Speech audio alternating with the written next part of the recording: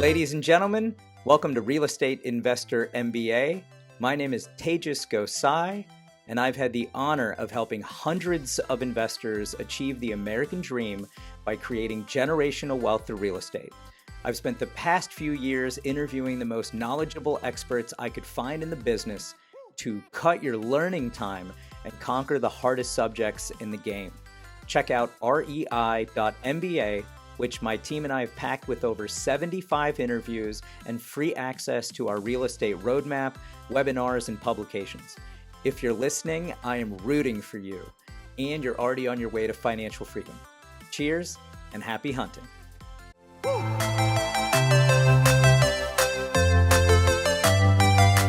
Hey guys, welcome back to your favorite real estate podcast. It's Real Estate Investor MBA. I have the honor and pleasure of being your host. My name is Tejas Gosai, and my partner Jeremy is flying to Kansas this week, so I'm sorry he can't make it, but I promise it's going to be a great show. Today, we have the cash flow ninja on our program, MC Laubscher, who was a previous rugby player and ended up just killing it when he read Robert Kiyosaki's book at a young age and put Rich Dad, Poor Dad into motion. So rather than go on and on about him, he has millions of downloads with the Cashflow Ninja podcast. He's in over 180 countries. And the best thing I want to say to our listeners here is this guy helps you compound your growth in real estate.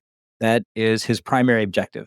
And we just had a podcast on 1031 exchange, another one on asset management. You'll see that a lot of these experts that we have are totally cool with talking to you about what has worked and what hasn't. They all have resources. They're all teachers. They want to get that information out there. And a lot of it's free. You don't have to pay for a coach or worry about, is somebody going to answer my email? Give the email a shot. Give them a call. We usually share the phone numbers and information on our podcast. So I'm inviting you to call the Cashflow Ninja. Now, go to our website, rei.mba. I have worked my butt off to make this website into what it is now. We have a real estate roadmap. You can sign up for free, a bunch of articles in a section that we're calling Market Intel. We're curating articles nationally and locally in the market that I practice in with my commercial real estate group and our private equity fund called the Lehigh Valley Private Equity Fund. Also, we have inventory on our website, something new that we've been trying out. We've had a lot of great success. So thank you to everyone who's made our stuff possible. Check out MC Cashflow Ninja.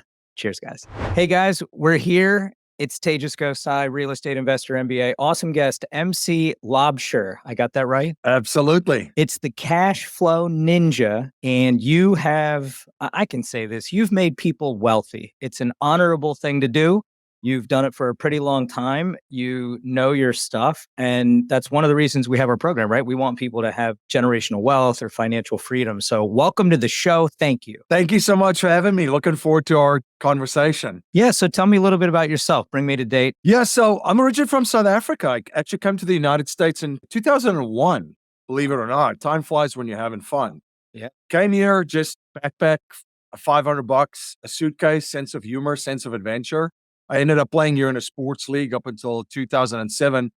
But the one thing that struck me about the United States was just the incredible opportunity that this country provided, incredible opportunity for upward mobility. I don't think most people that are born and grew up in the United States realize that. They take it for granted very much. And it's still that. And I mean, we're at the beginning stages of kind of like the explosion of the internet to the masses. We had the .com boom a little bit, but the adoption rate wasn't that common yet throughout the rest of the world. The US was way ahead of everyone else. So now with the internet and with this in this digital world, I mean, it's the same thing. I mean, the opportunity is incredible. Enormous upside mobility for a lot of folks all around the world. I mean, if you have access to a smartphone, which most people have, even in most parts of Africa and in South Africa where I'm from, and you can connect, plug into the World Wide Web, there's an opportunity for you. I came here and I traveled and played in a national sports league. And what my sport? background is I have a degree in economics and history. I just love economics, love history. And my mom actually gave me the book Rich Dad, Poor Dad. Nice. To read. And it came out in 1997 and I read it in 2001. And, growing up in South Africa, I grew up during a very interesting time. And I was a young man when all the massive changes happened in that country, right? You went from a totalitarian regime over to Nelson Mandela being released in 1991, 1994, you had the election. I was around 13, 14 years old. Yeah, So as a young man, my world was kind of rocked, right? I saw firsthand that there was massive changes obviously happening all around us. Everything that was kind of the status quo was flipped upside down. So that led to, a lot of fear, a lot of anxiety, a lot of uncertainty. There was disruption, there was chaos. People didn't know what was going to happen next because most people have never lived through something like that at that stage, right? And right now, most people have never lived through something like that. Around the world, there's pockets of people that have, but even in the US, and especially in the West, Europe and Canada, Australia, New Zealand, they've never lived through something like that. But it really shaped how I thought about things. And I realized the world was not as it was presented, really not at all. Yeah. Very early on. So I critically challenged everything, questioned everything. I was curious. Same thing about money. So when that Rich Dad, Poor Dad book was placed in my hands and I started reading it, it kind of confirmed everything that I felt in my gut, but I couldn't quite, justify it yet. I felt like something was off. Like, the information about money, the game of money and capital and wealth and how the game's supposed to be played and what the rules are and who the players are. I don't think everybody had the information, but that book really shared that because it changed your paradigm. Absolutely. And, I took action. I bought my first property shortly afterwards in single family. I put in renters in the property. I collected rent. I paid all of the expenses and there was money left over. And I'm like, man, this is incredible. Cash flow. You got one sip of the Kool-Aid. Yeah, exactly. Yeah. And then the question became, how many times can I do this? And then, of course, every real estate investor will tell you that's when school starts. As everyone knows, hey, fun fact, tenants might not pay rent all the time, right? They might damage your property. There's a lot of things that could happen. So yeah, that kickstarted the journey for me in the investment side. I was really unemployable at one stage because I was traveling all the time playing sports all across the US. And wait, let me pause you. You got to tell me what sport. We haven't heard what sport yet. Yeah, rugby. So I played rugby. Of course. That's awesome. Thank you. And that's the great thing about rugby too, right? When I ended up in the United States, the rugby network around the world is quite incredible. It's the brotherhood of it's a network. You have instant friends wherever you go. You can find a rugby club all over the world. Yeah. I had a scholarship in university in South Africa. And obviously that's a very big sport there. Wow. They're the current world champions, in rugby, and it's a very big sport there. So I ended up playing in a national based league here, traveled a lot. Congratulations. No, thank you. And I was unemployable at that stage really because of that. So I had a friend that I met through the rugby network that was a real estate investor. His family had been investing in multifamily and had an enormous portfolio of multifamily properties. And, he gave me an opportunity and I literally started working my way from the bottom up. I literally started picking up trash, in multifamily properties. And I just saw it as a gift. I'm like, man, I get to learn this business from literally the ground up. And I was pretty excited because, message from the Rich Dad, Poor Dad book, work to learn. Yeah. And I'm like, this is not my time to make money right now. I need to learn as much as I can. Yeah. So I started picking up trash, doing construction, helping with apartment turnovers, eventually doing leasing, doing contracts, negotiating with vendors for properties, to eventually managing over 500 units for him as a property manager. And then eventually, got my broker's license, became part of an acquisition team and started to see how the game was played, at the real high level, because those folks were incredible. I mean, I chased this one investor that I knew that had a portfolio that wanted to offload it. I chased him around for 6 to 8 months, never got in touch with him. One morning I go into the office around 7:30. Yeah. He just closed the deal with my buddy's partner, walks out of the office, and I'm sitting there as a young guy going, what the heck just happened here? Yeah. And I realized, coaching moment, teachable moment, learning moment for this young guy. I'm like, there's cash flow ninjas, as I call them. There's people that play at a very high level. They were the people that you would contact on the north side of the city of Chicago if you wanted to buy or sell real estate. Because if you wanted to sell it, they were probably going to buy it from you if it fits within their criteria. And if they didn't, they were going to basically buy it and offload it and flip it to another investor because they knew what everybody was buying. I mean, nothing moved in that market without them knowing. That's amazing. And the realization there was, You can't compete with these people. Mhm. I mean, how does a weekend warrior go into this and compete with these people? You have no chance.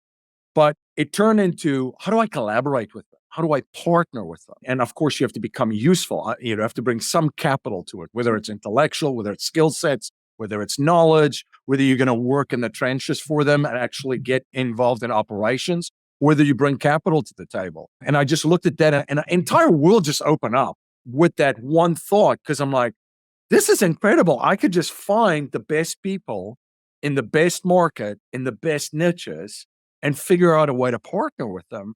Instead of trying to do everything myself, it's going to give me an opportunity to invest in more than one market. It's going to give me an opportunity to invest in different niches. It just opened up a different world. And, you know, Scalability. yeah, exactly. It was this huge light bulb moment. First light bulb was cash flow.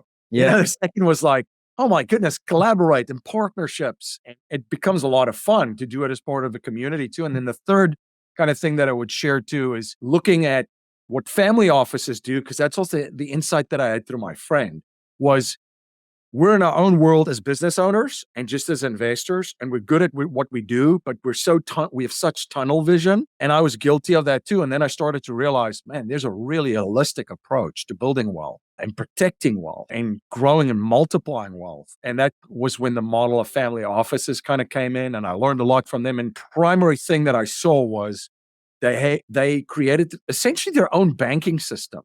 Yeah. They were just like banks or the chessboard in the game of capital, if you would argue that. They're not the piece. Family offices have figured out a way to become a chessboard too, and not just another piece on the chessboard, because they have a system of controlling capital flows in and out of their personal business and investing economies.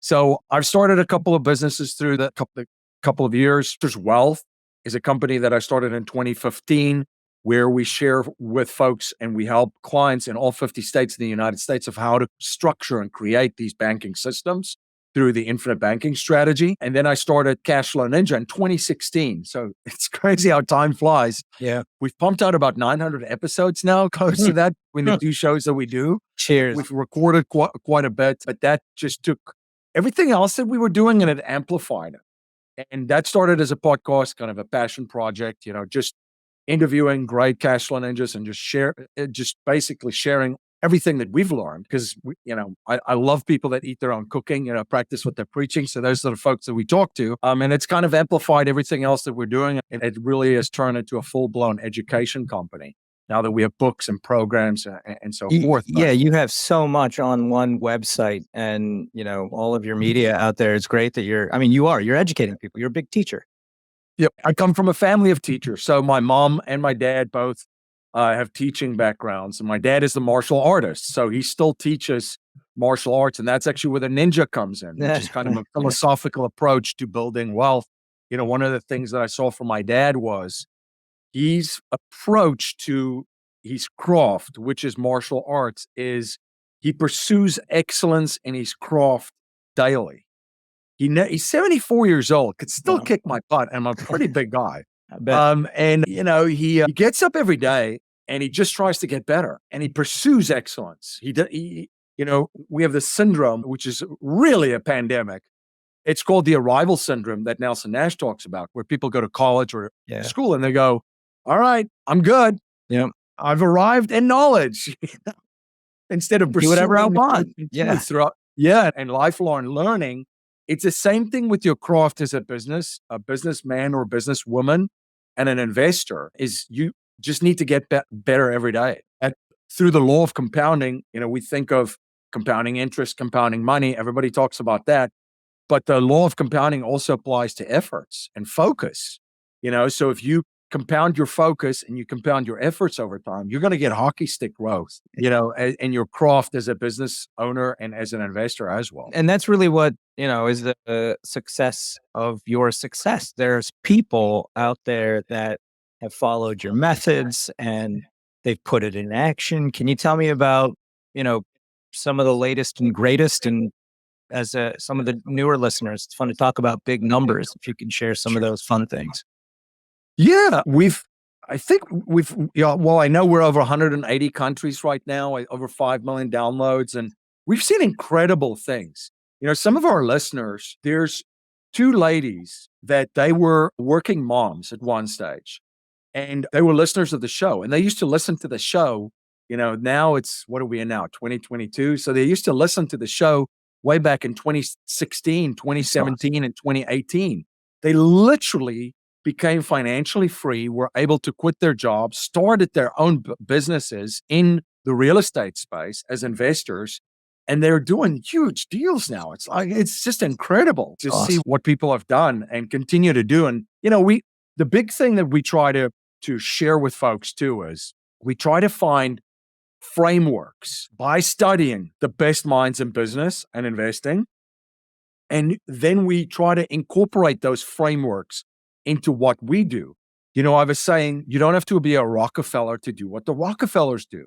And when you look at a wealth creation framework, and I'll just share this one quickly, we have a framework where essentially you make your money, your capital, capital creation, you produce and create in certain capacities, whether it's an employee, self-employed, business owner, and or investor, like Robert Kiyosaki teaches in his cash flow quadrant. You create capital in some way, shape, or form, and then you have to position capital somewhere. Capital has to reside somewhere. Money has to sit somewhere, whether it's in your pillowcase, in a tin can in your backyard, in a bank. It has to sit somewhere before it's deployed into cash flowing investments, into growth and areas for growth. And then, of course, you have to protect everything through tax strategy, asset protection, and estate planning. So it's a very simple framework. And when you look at that, every person that I've interviewed, basically, they have that framework. They make their money somehow. And it's basically they learn, they do, and they teach, a lot of them, because there's such a market for that strategy where you learn something, you implement and execute it, you become really good at it. Eventually, you master it.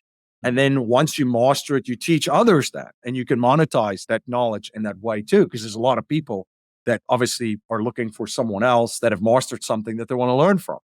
But that framework is applicable to a lot of people, and one of the main focuses that we look at too is where you can fine tweak things really is capital positioning. And that's from cash flow management strategies, plugging cash flow leaks. People are losing a lot of money every month, every year that they're even unaware of. So we do that. We play good defense because defense wins you championships. Offense wins you games. And then, of course, once you plug cash flow leaks, you've got proper cash flow management systems, you've got great capital allocation, and now you're deploying it back in your business and into cash flow investments. Now you can swing for the fences, essentially. So yeah, we just use the frameworks. It's the same with family offices too. Everybody says, well, that's, family office is a private wealth management firm that manages money for, a family that has over $100 million. How can I use the things that they do? Well, one of the first things that family offices do that we also share is they have legacy documents. So they have a statement of purpose, which is their declaration of independence, essentially. And then they have a family constitution, which essentially outlines the principles, the values, the thinking, the philosophy, the intellectual capital of the family, and it codifies it. And that's how they transfer it through generations and generations. That doesn't cost you any money. They're plus so used. So, we just shared that kind of stuff. And that's kind of been the success of, how folks have benefited from what we share is we create frameworks for ourselves and then we implement and execute it. And when it works, we're like, hey, this really works well if you want to go and implement, this certain strategy or this certain tactic. Yeah. Now, you're reaching the folks, are coming through, they're happy, their children are at better schools. How about the market now? Things are dicey. I try to ask every guest lately, like, what's your crystal ball? But you're very specific because I do think people that understand cash flow and spreads and, everything you've been mentioning, they're not scared. And most people are scared, but you seem very confident. Let's share what you can share. Yeah. So since 2020, we've shared a lot of things that challenges the mindset and challenges the paradigm, worldviews, and beliefs of people. Because people have had their world rocked so quickly. Say we took like 10 years, we basically essentially moved 10 years into the future within like 1 or 2 months. I'll share a quick story and then I'll get to the economic outlook. Sure. and the markets and so forth. I was doing consulting while I was doing my MBA. And we had a meeting, and this was at Amazon actually, was working just kind of on a project with them. And now I'm talking now back circa like, boy, 2010, Wow. 2011. It's probably like around there, or I mean, it could be even earlier, but it's around about that time. So let's just say about 12 years ago. And in that, what I witnessed, I walked past a meeting room, and what I witnessed was there were 3 people in a meeting room in a conference room, and they had like the big TV screen up with someone on Skype, because Zoom didn't even exist at that point. So it was like a Skype call with people in different parts of the country. And someone was also from overseas, actually.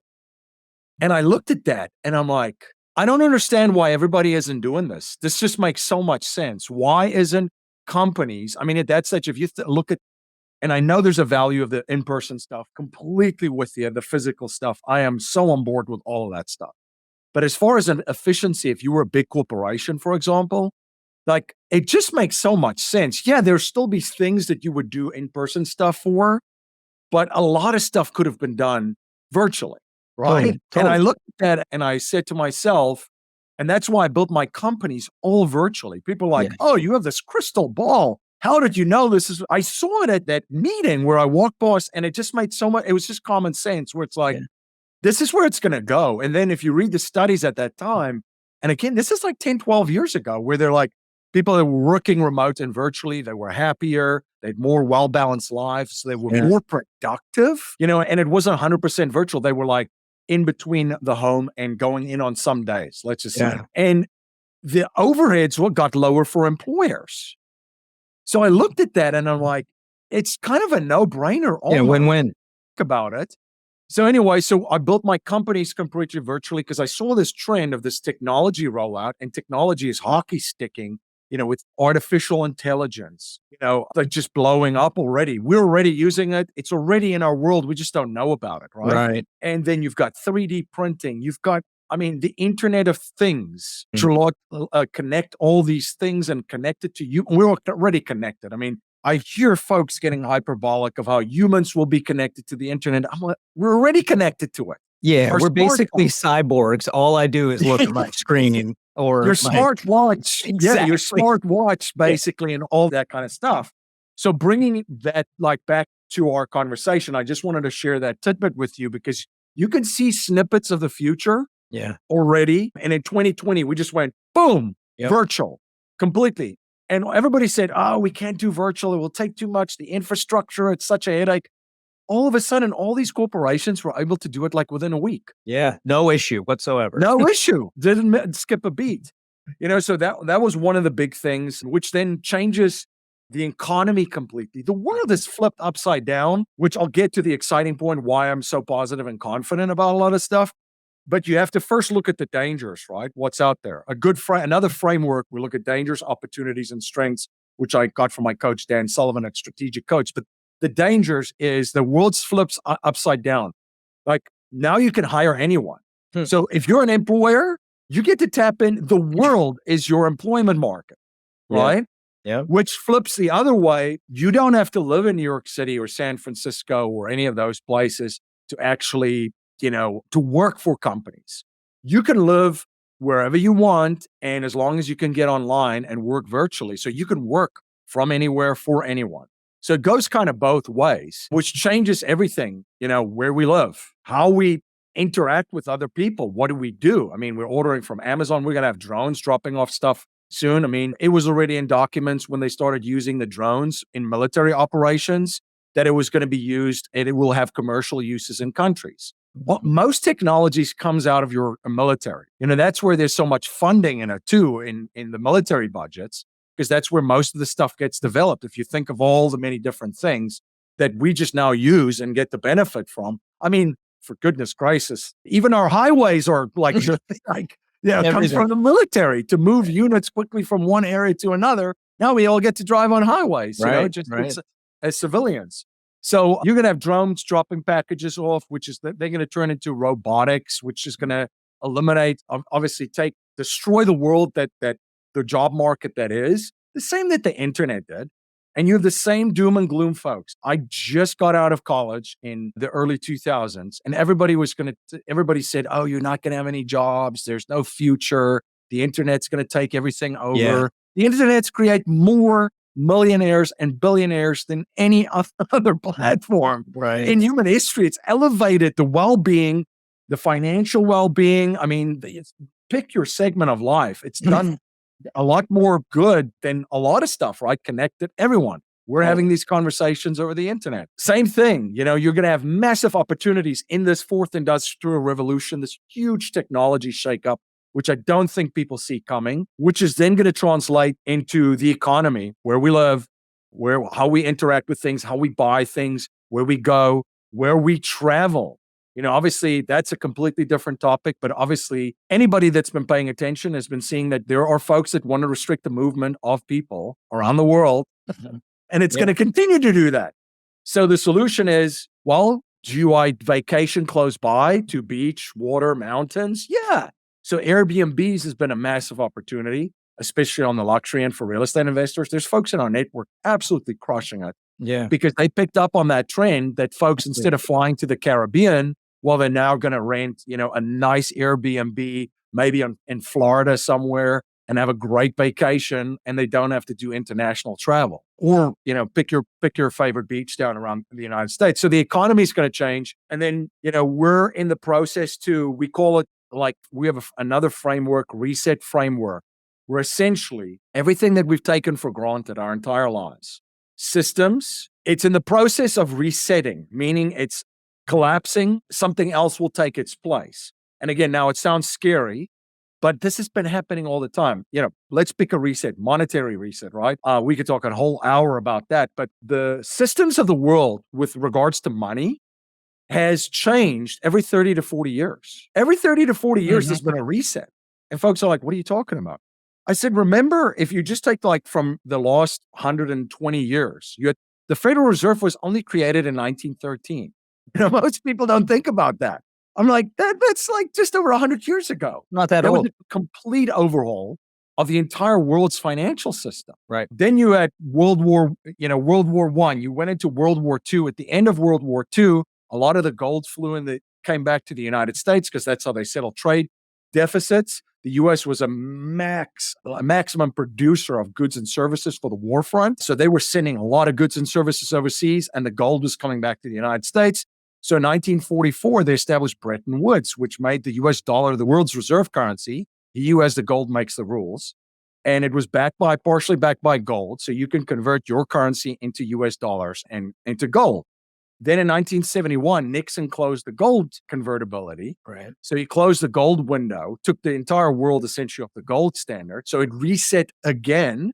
And then the world was sort of in a limbo. 1974, a bunch of really smart folks went over to Saudi Arabia and negotiated essentially the petrodollar with the United States and reestablishing the United States as the dominant currency in the world.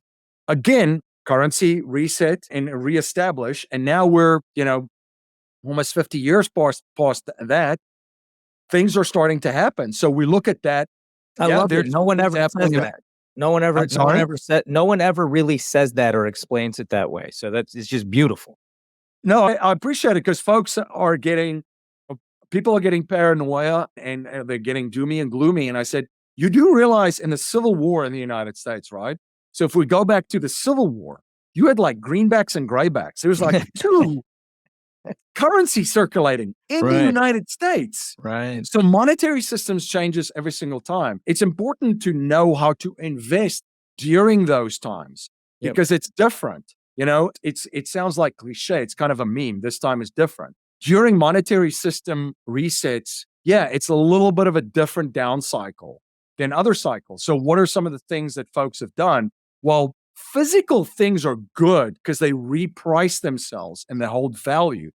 And then, of course, you take into Maslow's hierarchy. And if you take a look at what's happening around the world, then it starts to make sense because everything is repricing already. The market is telling us that something is happening. Real estate is a hard asset, great hard asset. Land, commodities, and then, of course, food with regards to Maslow's hierarchy and energy, which we could talk about that for another world. Yeah. Too. But there's a lot going on with energy, but starting to see all these repricing And I mean, this is all economic forces, market forces, which plays into, a new kind of world order, economic order being established. If you look at what's happening over the past 2 years, you've essentially got two camps now in the world.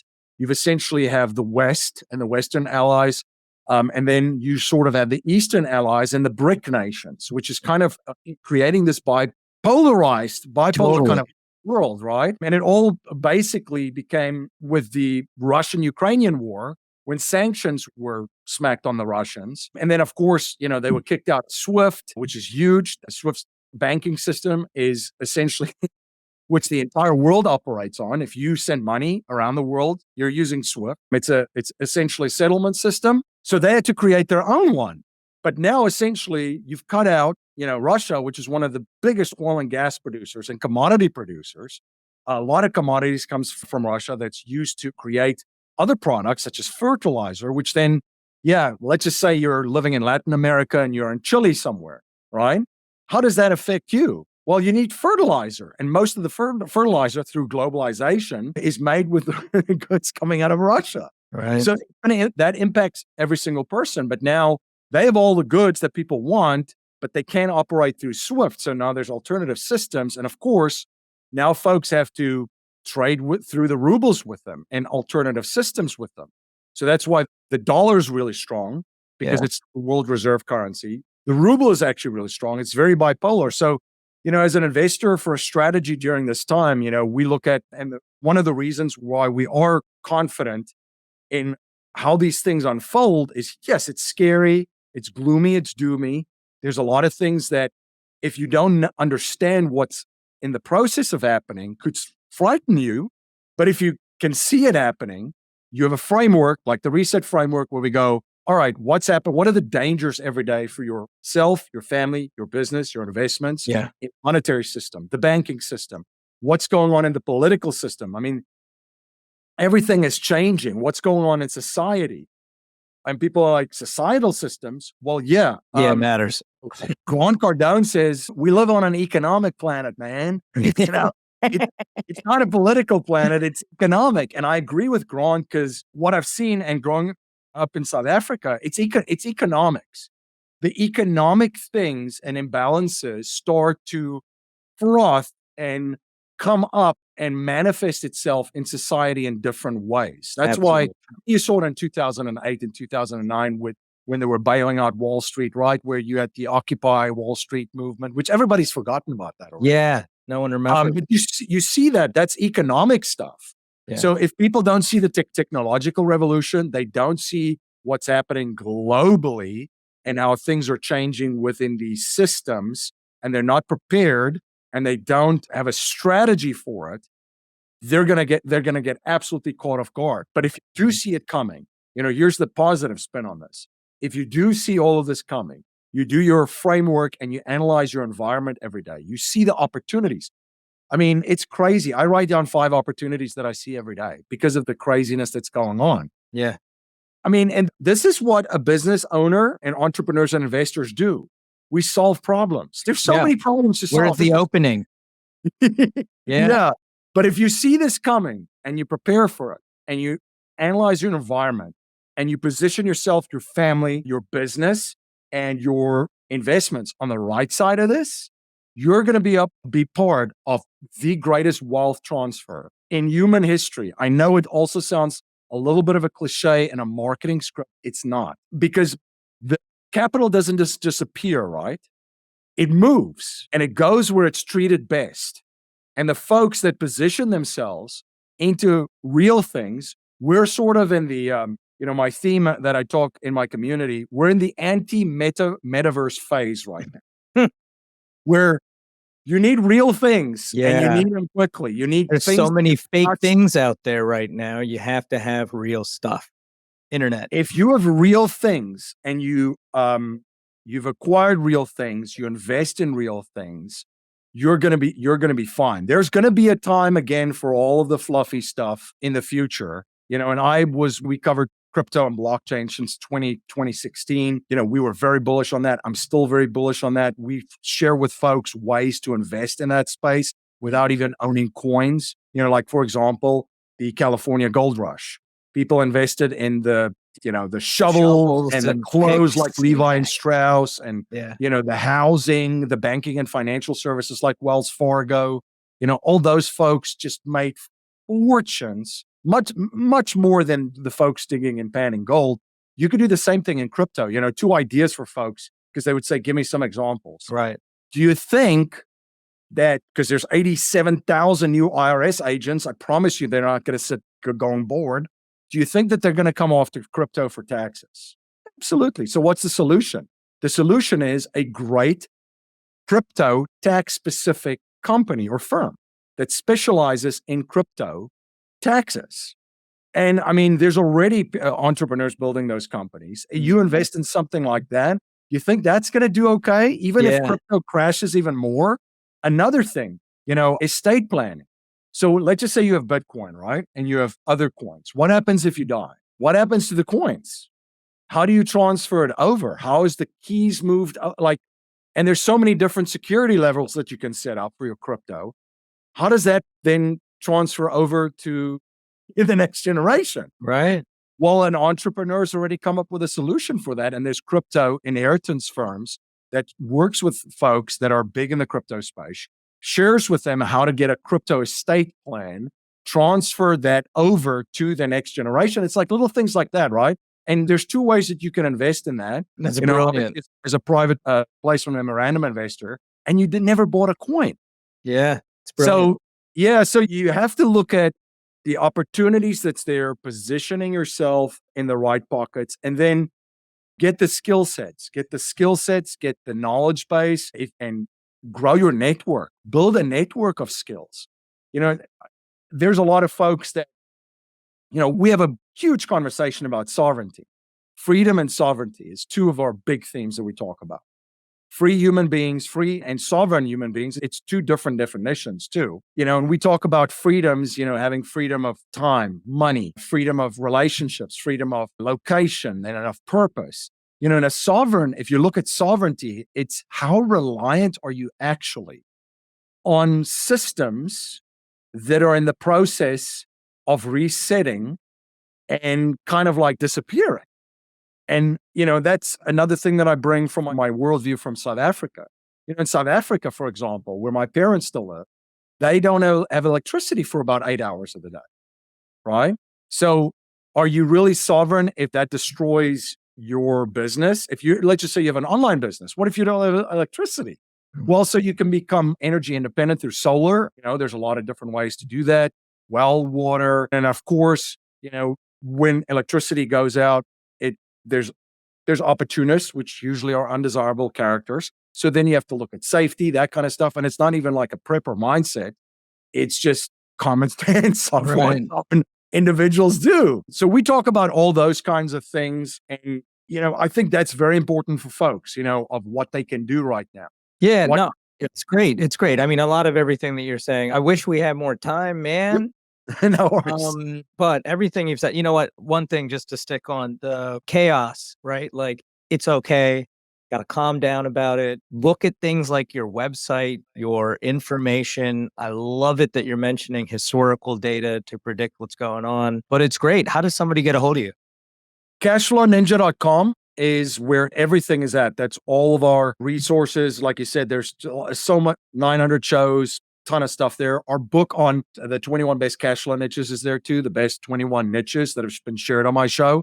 So that helps folks diversify their income streams. And if they're interested in exploring how to create their own banking system, they could check out a presentational webinar we have at Your Own Banking System.